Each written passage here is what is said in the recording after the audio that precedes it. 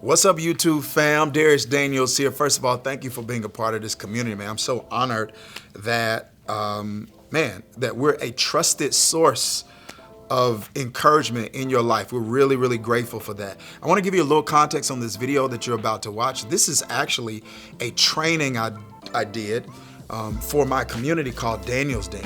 And Daniels Den is a tribe of people. We say it's God's people doing good work in the public sector for the common good. It's a group of people who realize, like I did years ago, that part of the problems in my life aren't just going to be solved by spiritual development. I need personal development. There are some areas where we need to grow in.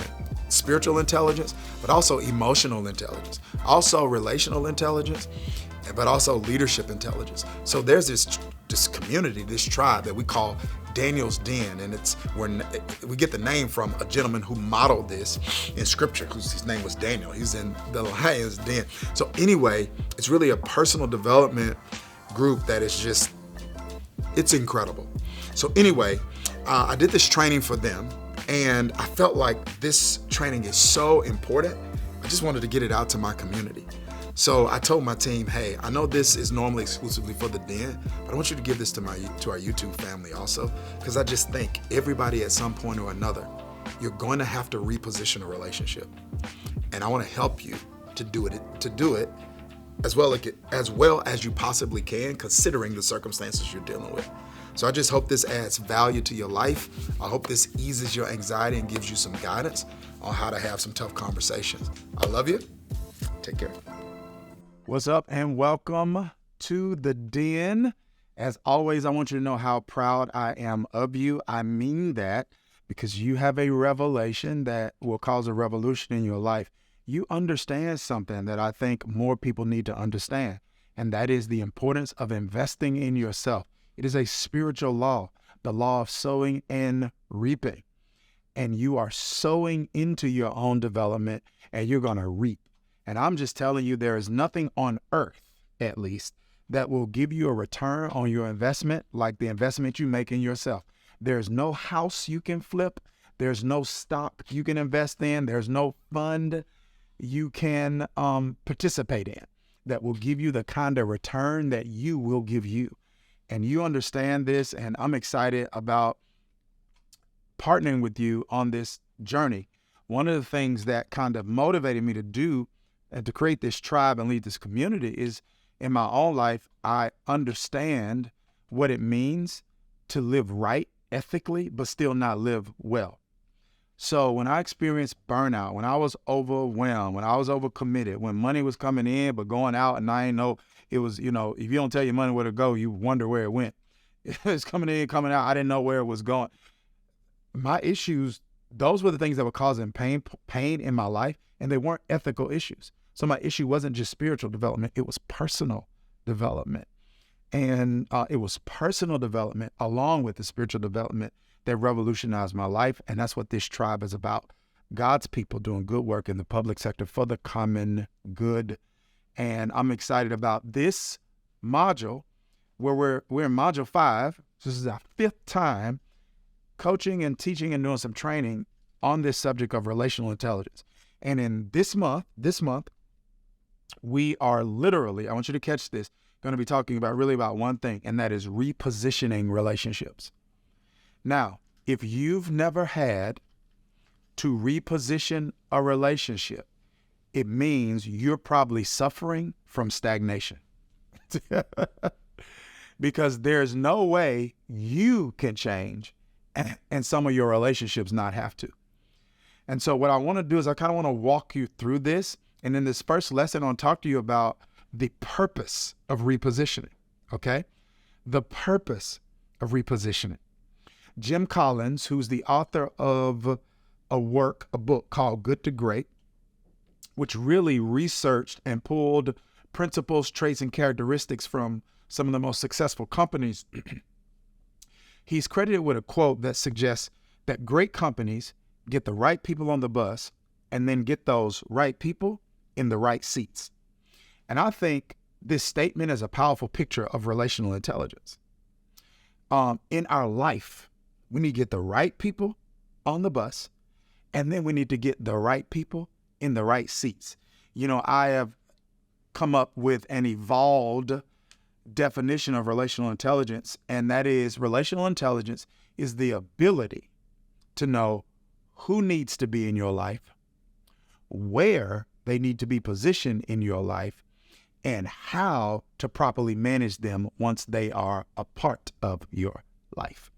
So who needs to be in my life, where they need to be in my life, and how do I manage those relationships that are a part of my life? So this is why I think Jim Collins' imagery is appropriate, because we all are trying to get the right people in our life in the right seats. But here's something that I want us to understand. We don't always get this right. Because we're imperfect individuals, we don't always get this right. However, when we don't get it right, we have to make it right. I'm going to say that again. When we don't get it right, we have to make it right. And this is where a lot of people struggle. This is where many people have challenges. They are loyal to bad decisions. Meaning, it's possible to have somebody on your bus that shouldn't be on the bus, or it's possible to have somebody in a seat that they shouldn't be sitting in, but because we allowed them on the bus or placed them in that seat, we feel like there is some sort of allegiance that we owe to that person that is expressed in not addressing something that needs to be addressed to serve them well and to serve us well also. So we know we need to make a decision, but we don't make a decision because we're being loyal to a bad decision. But you can't live relationally intelligent if you're loyal to bad decisions. So there are times where we don't get this right. And on the flip side, there are times where we do get this right. And we do have the right people on the bus, and we do have them in the right seats. But I want you to catch this. But sometimes certain people sit in certain seats for certain seasons. So it wasn't that they were in the wrong seat. It may just mean this is the wrong season for them to stay there. Now, I know when it comes to relational intelligence and repositioning people, there are a number of different types of discussions we can have, right? There are some times where you don't need to reposition someone further away from you. You need to reposition someone closer to you. That's not what we're talking about in this training, because I think repositioning someone closer is a lot easier and a lot less complicated than repositioning someone where you've got to put more distance between you and them. So at some point, you're probably going to have to do some repositioning. You're going to have to do some repositioning because somebody's on the bus that shouldn't be on there, or they're in a seat they shouldn't be in, or the season has changed. Something has changed with you, something has changed with them, or something has changed in life that necessitates a shift from that seat. And we need to be relationally intelligent enough to know how to do this well. And I want to kind of walk you through 3 things that I think we need to keep into consideration when it comes to reposition. Now, for those of you, obviously, you're watching this, you're part of Daniels Den. What we did with this training, because we believe this is so important and so practical and so tactical, that we're actually giving you a cheat sheet that includes these notes and points that I'm giving you, so that when you need to utilize this, you don't have to go back to this video. You can refer to this cheat sheet that's accompanying this training. And also in our next training, when we talk about the aftermath, preparing for the aftermath, because you can have a good conversation, and that doesn't always, a good repositioning conversation, that doesn't always mean you're going to get a good response to people, from people. You can control how you articulate it. You can't control how they respond.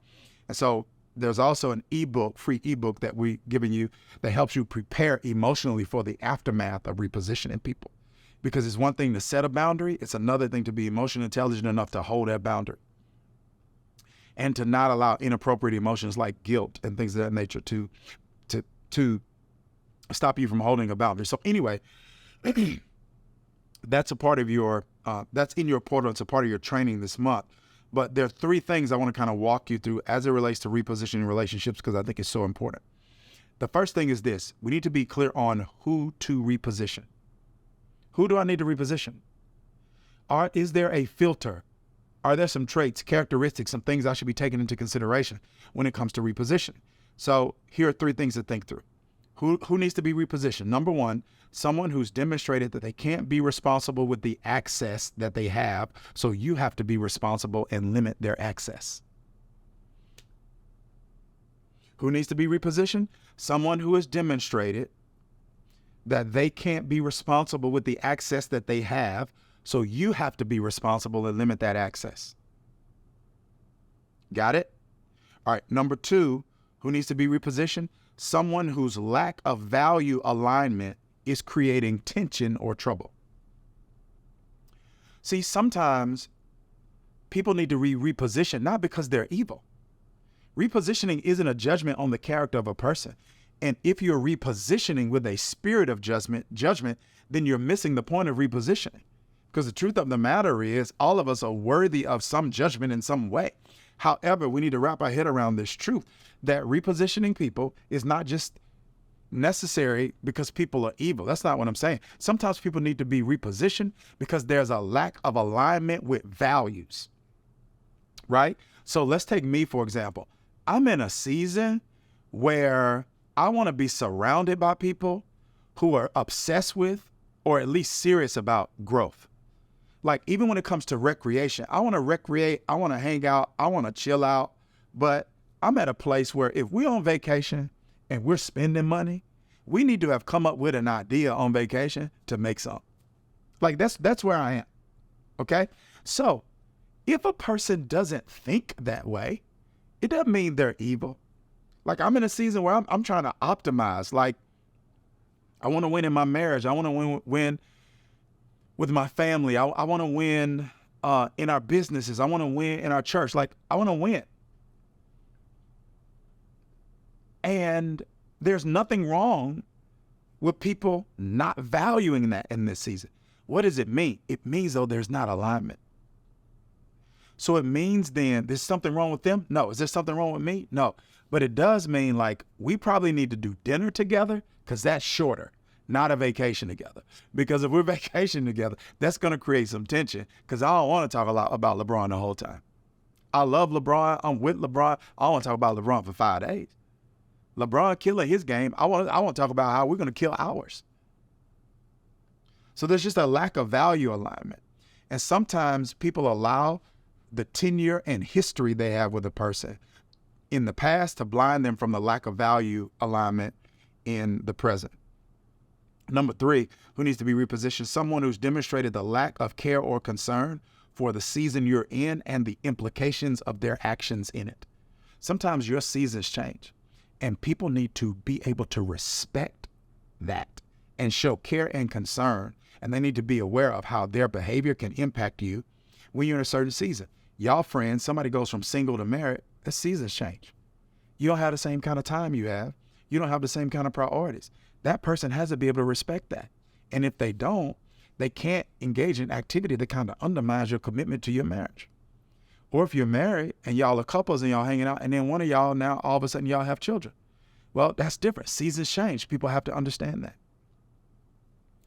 So I want you to think through that when it comes to who needs to be repositioned. All right. Number 2, when should I reposition?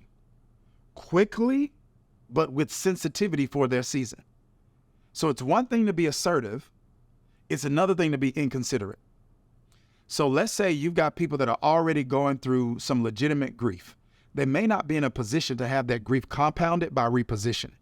So it means you need to do this as quickly as possible, but you need to be sensitive to the season other people are in, right? So I would say that this action requires a utilization of spiritual intelligence. And so I would go back and rewatch some of the modules and trainings that we have on spiritual intelligence so that you know how to use your sixth sense to know when to have these conversations. And last but not least, we want to talk about how to reposition. How should I reposition? So first of all, you should reposition proactively. This means you take the initiative to do the repositioning, that you don't wait for other people to get a revelation of what you need. What does this look like? Looks like this. Number 1, it means you should be concise. Be concise. When you're having a repositioning conversation, you need to be as long as necessary to articulate your point, but as short as possible. When you're repositioning me, don't overly flatter me, right? Articulate. It comes off disingenuous and inauthentic. So be concise. Number 2, be clear. Like communication is a form of advocacy. You shouldn't be clear in the sense that you are not attacking them, but you're advocating for you. Therefore, you're articulating that there are things in your life that require something that needs to shift, and this is what you're doing. So what do you mean? When I say be clear, you aren't asking them to do something different. You're telling them what you're going to do different. See the difference there? You're not saying you need to do this different. No. You're not attacking them. You're advocating for you. You're articulating some things have changed in my life, and so here's what I need to do differently. So be clear. Number 3, be complete. There's an acronym we use in leadership circles called OHIO. Only handle it once. So be complete. That means handle it in a way where you don't have to come back and rehandle it later. There's a leadership axiom that says you should say the last 10%. Like, don't leave that last 10% out. Be complete. And finally, be considerate. The golden rule should be applied in repositioning conversations. How would you want someone to have this type of conversation with you? And that is the way you need to have this kind of conversation with each other. Now, ideally, this is going to be proactive. However, there are going to be times where you're going to have to do this reactively. What do I mean by that? There are going to be times where a person notices a shift in your demeanor or in your relationship, and they're going to ask about it before you've had the opportunity to tell them about it. Now, if the timing is right when they ask you about it, then you engage. But if the timing is not right for you, or not good for you, or you don't think it's good for them, then don't be deceptive. Acknowledge that there's something you like to discuss, that something is shifting, but you want to discuss it at a later time because now it's not a good time for you. And you set that boundary and you hold that boundary. And I want you to understand that repositioning people isn't a form of you protecting yourself from the relationship. That could be a secondary consequence, but that's not the motive. The motive is protecting the relationship. That when someone is in a wrong seat, even if it's a seat in your life they love, that seat is not serving them well and is not serving you well. So you need to know that God doesn't have to destroy anybody else's life to bless yours. So repositioning may hurt their feelings, but it doesn't hurt their life because God's got them also. All right. So listen, this wraps up this training. I can't wait to do part 2. Listen, Dan, I'm proud of you. Hey, make sure you look at these cheat sheets and make sure you take advantage of the free ebook that I created and provided in this training so that you can prepare for the emotional aftermath of repositioning relationships. All right, Dan, let's keep being God's people doing good work in the public sector for the common good. I'll see you next time.